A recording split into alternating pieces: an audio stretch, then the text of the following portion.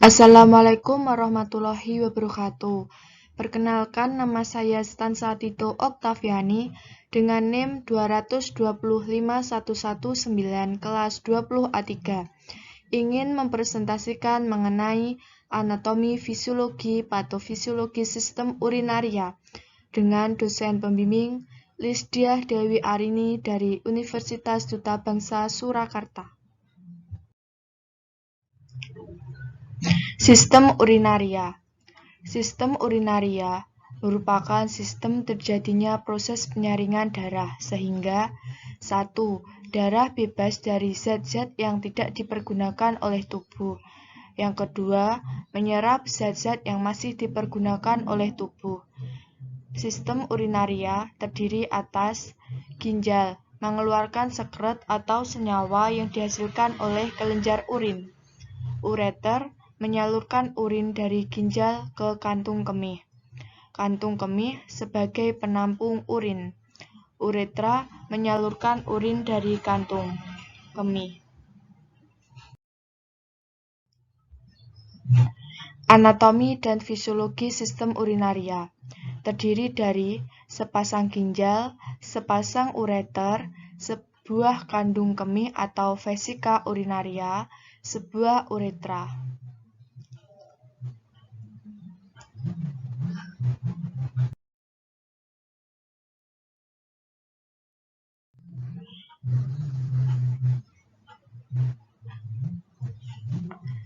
Ginjal berbentuk seperti kacang.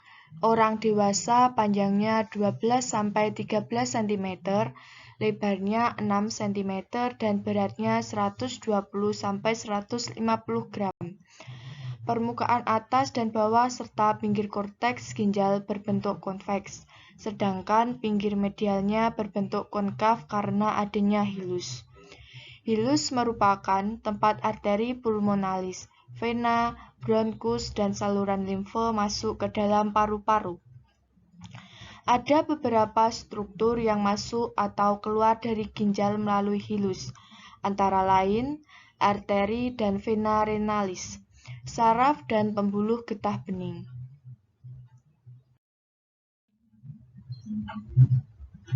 Pengeluaran zat sisa organik. Yang kedua, pengaturan konsentrasi ion-ion penting. Yang ketiga, pengaturan keseimbangan asam basa tubuh. Yang keempat, pengaturan produksi eritrosit. Yang kelima, pengaturan tekanan darah. Yang keenam, pengendalian terhadap konsentrasi glukosa darah dan asam amino darah. Yang ketujuh, pengeluaran zat beracun merupakan fungsi dari ginjal. Fisiologi ginjal. Yang pertama, mengatur volume air atau cairan dalam tubuh. Yang kedua, mengatur keseimbangan osmotik dan mempertahankan keseimbangan ion yang optimal dalam plasma atau keseimbangan elektrolit. Yang ketiga, mengatur keseimbangan asam basa cairan tubuh. Yang keempat, ekskresi sisa hasil metabolisme. Dan yang kelima, fungsi hormonal dan metabolisme. Yang keenam, berbentuk hormon dihidroksikolekalsiferol.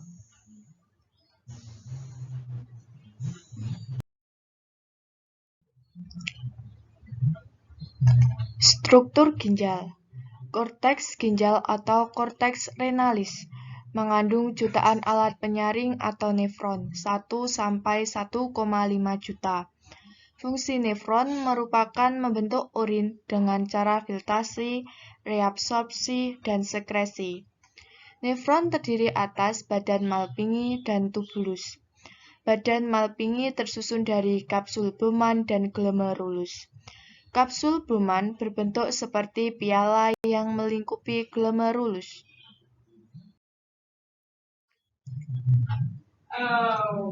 B. Sumsum ginjal atau medula renalis. Pada sumsum ginjal terdapat suatu jaringan berbentuk kerucut yang disebut piramid. Piramid mengandung banyak pembuluh dan berguna untuk mengumpulkan hasil ekskresi. Cairan yang terkumpul pada piramid akan disalurkan melalui saluran pengumpul menuju pelvis renalis atau rongga ginjal. Selanjutnya, pelvis renalis berhubungan dengan ureter.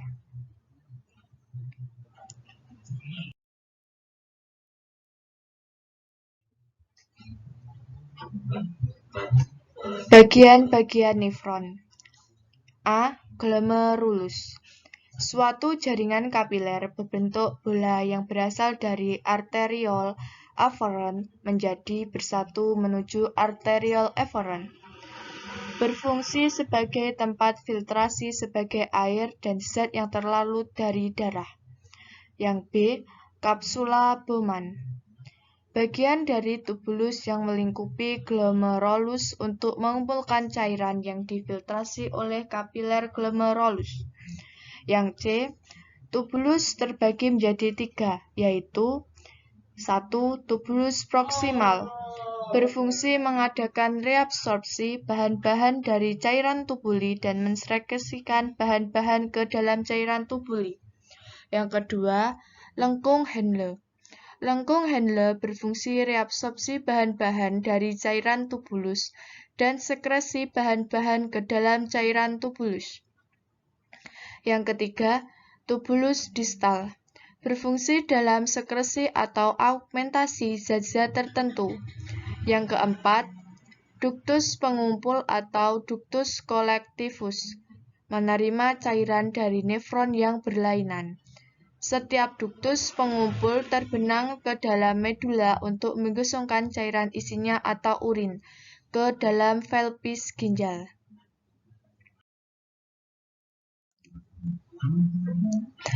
Ureter, tabung atau saluran yang menghubungkan ginjal dengan kandung kemih. Ureter merupakan lanjutan pelvis renal menuju distal dan bermuara pada vesika urinaria. Panjangnya 25–30 cm. Persarafan ureter oleh plexus hypogastricus inferior melalui neuron simpatis. Terdiri dari 2 bagian. Yang pertama, pars abdominalis atau berada di dalam rongga abdomen. Yang kedua, pars pelvina atau di dalam rongga pelvis. Lapisan dinding ureter terdiri dari lapisan luar atau jaringan ikat atau fibrosa. Yang kedua, lapisan dalam atau otot polos. Lapisan dinding ureter terjadi gerakan peristaltik tiap 5 menit sekali yang mendorong urin melalui ureter.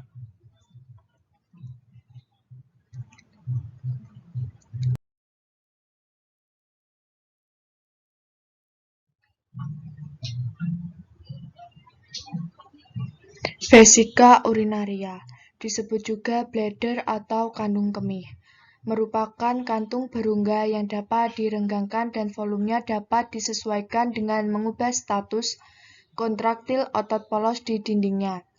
Mempunyai fungsi sebagai reservoir urin atau 200–400 cc. Vesika urinaria mempunyai bagian apex dihubungkan ke kranial oleh urachus atau sisa kantung alontois sampai ke umbilicus atau pusar. Yang kedua corpus, yang ketiga fundus. Vesika urinaria dibersarafi oleh saraf otonom atau tak sadar.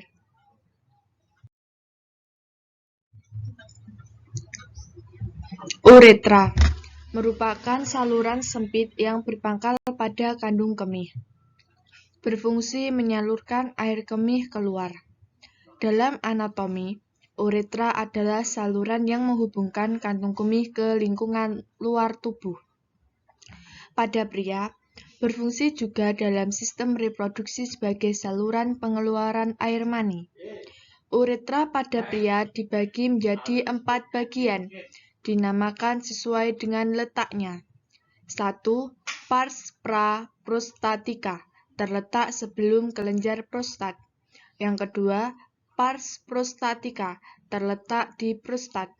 Yang ketiga, pars membranosa, sekitar 1,5 cm dan di lateral atau tepi terdapat kelenjar bulbouretralis atau sepasang kelenjar kecil yang terdapat di sepanjang uretra.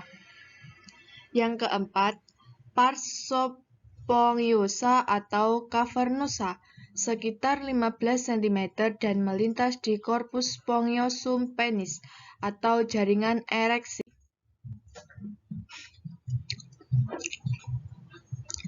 Proses pembentukan urin. 1. Filtrasi. Proses penyaringan zat sisa metabolisme yang dapat menjadi racun bagi tubuh. Terjadi di dalam glomerulus. Zat berukuran kecil, glukosa, ion, dan limbah nitrogen mengalami filtrasi. Molekul besar seperti protein dan sel darah tertahan di dalam plasma darah dan mengalir meninggalkan glomerulus melalui arteriol efferent. Hasilnya, filtrat glomerulus atau urin primer.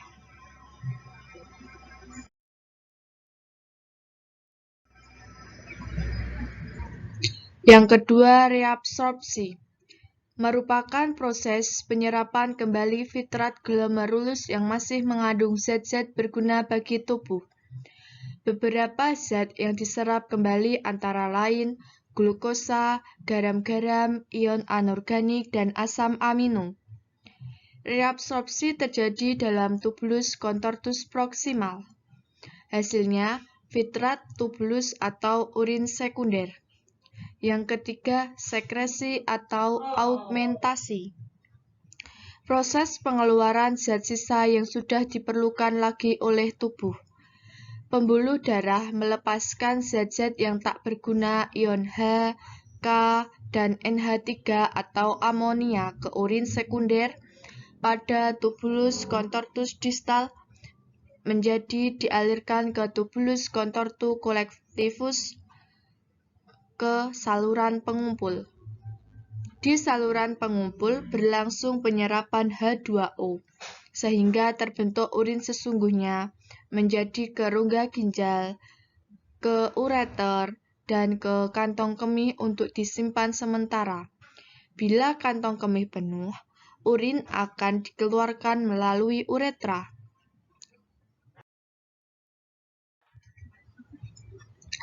Peredaran darah ginjal. Ginjal mendapat darah dari aorta abdominalis yang mempunyai percabangan dengan arteri renalis atau berpasangan kiri dan kanan. Arteri renalis bercabang menjadi arteri arcuata, kemudian bercabang menjadi arteria interlobularis. Arteri interlobularis yang berada di tepi ginjal bercabang menjadi kapiler, membentuk gumpalan-gumpalan yang disebut glomerulus. Glomerulus ini dikelilingi oleh alat yang disebut kapsula Bowman. Ciri-ciri urin yang normal. Jumlahnya rata-rata 1–2 liter sehari, tetapi beda-beda sesuai jumlah cairan yang dimasukkan. Banyaknya bertambah pula bila terlampaui banyak protein dimakan. Warnanya bening oranye pucat tanpa endapan. Baunya biasa sampai tajam. Kurang minum air putih, makan petai, infeksi saluran kemih, gangguan metabolisme tubuh, gangguan hormonal. Berat jenis berkisar dari 1010 sampai 1025.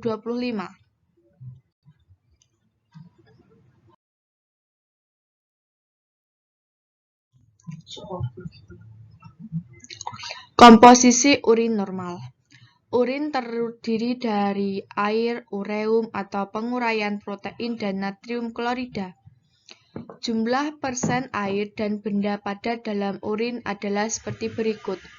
Air 96%, benda padat 40%, terdiri atas ureum 22%, dan produk metabolik lain 2%.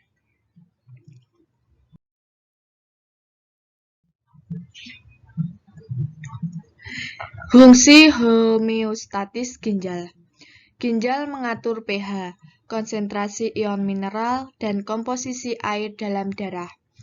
Ginjal mempertahankan pH plasma darah pada kisaran 7,4 melalui pertukaran ion hidronium dan hidroksil. Akibatnya, urin yang dihasilkan dapat bersifat asam pada pH 5 atau alkalis pada pH 8. Kadar ion natrium dikendalikan melalui sebuah proses homeostatis yang melibatkan aldosteron atau hormon steroid untuk meningkatkan penyerapan ion natrium pada tubulus konvolasi.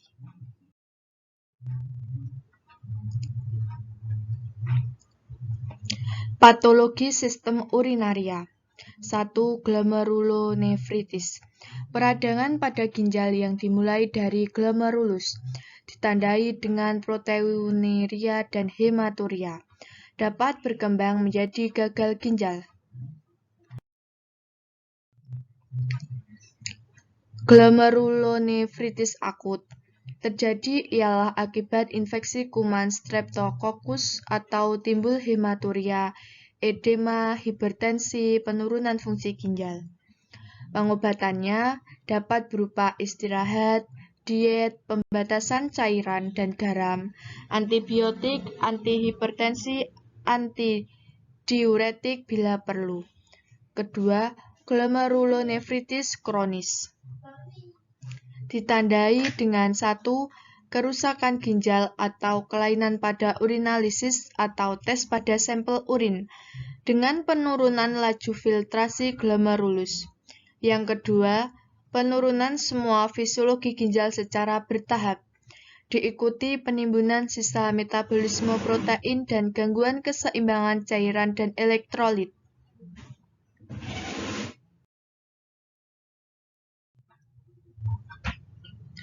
Yang kedua, sindrom nefrotik, suatu sindroma yang terjadi akibat berbagai penyakit yang menyerang ginjal dan menyebabkan proteinuria atau protein di dalam air kemih, menurunnya kadar albumin atau protein utama darah dalam darah, penimbunan garam dan air yang berlebihan, meningkatnya kadar lemak dalam darah.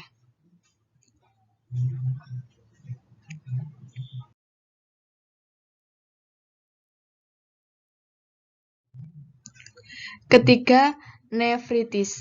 Peradangan ginjal ditandai dengan hematuria atau darah di dalam air kemih, proteinuria atau protein di dalam air kemih, dan kerusakan fungsi ginjal yang tergantung kepada jenis, lokasi, dan beratnya reaksi kekebalan. Yang kelima, gagal ginjal atau renal failure. Penyakit ini di mana fungsi organ ginjal mengalami penurunan.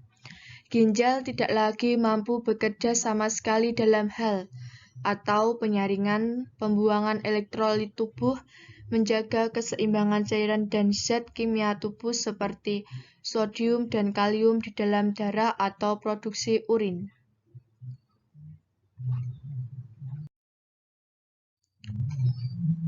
Penyebabnya dapat berupa hipertensi, diabetes, sumbatan saluran kencing atau batu tumor, kanker, kista, glomerulonefritis, dan lain-lain. 1. Akut. Bengkak mata, kaki, nyeri pinggang hebat atau kolik, kencing sakit, demam, kencing sedikit, kencing merah atau darah. Kelainan urin dapat berupa protein atau darah atau eritrosit, sel darah putih atau leukosit, bakteri.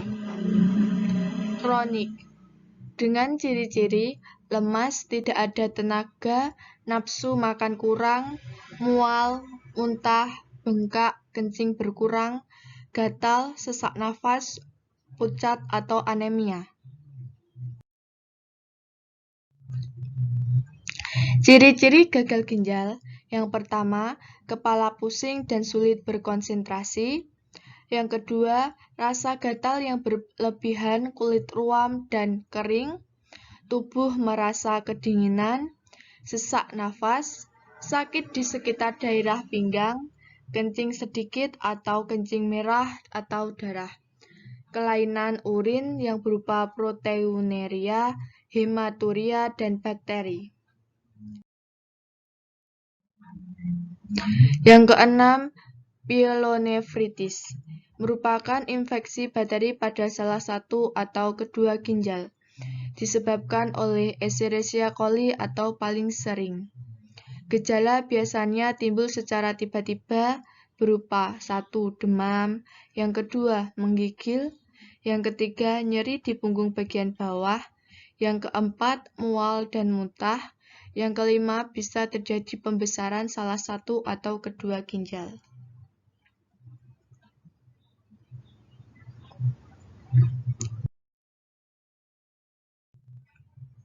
Yang ketujuh, hidronefrosis, pengembungan ginjal. Akibat tekanan balik terhadap ginjal karena aliran air kemih tersumbat atau batu, tumor, arteri, atau vena yang letaknya abnormal.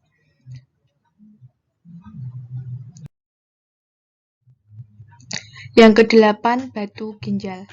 Merupakan massa keras seperti batu yang terbentuk di sepanjang saluran kemih dan menyebabkan nyeri, perdarahan, penyumbatan, aliran kemih, atau infeksi. Batu ini bisa terbentuk di dalam ginjal atau batu ginjal, maupun di dalam kandung kemih atau batu kandung kemih. Proses pembentukan batu ini disebut urolithiasis atau lithiasis renalis, nefrolithiasis.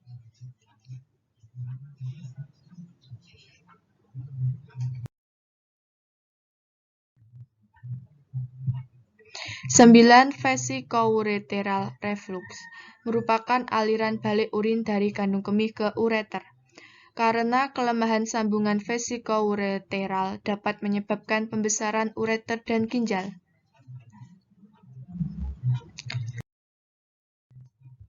Yang ke-10, cystitis, merupakan radang kandung kemih, disebabkan oleh A. Infeksi bakteri, kedua, penggunaan alat semprot pembersih genital atau wanita, C. Penggunaan tabung kateter dalam jangka waktu lama, sebagai komplikasi penyakit lain. 11. Uretritis, merupakan peradangan pada uretra atau saluran kencing. Penyebabnya berupa bakteri Escherichia coli, beberapa penyakit menular seksual seperti chlamydia, gonore, dan juga cedera bahan kimia pada alat kontrasepsi. Gejalanya dapat berupa ada darah pada urin, nyeri, demam gatal, bengkak pada penis atau daerah selangkangan, rasa sakit pada saat hubungan seksual.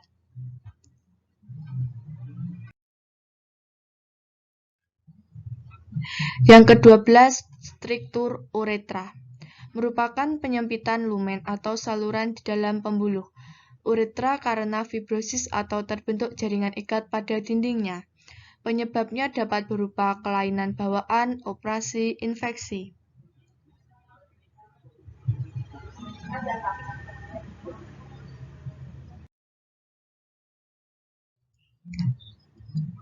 Cukup sekian presentasi dari saya. Sekian dan terima kasih.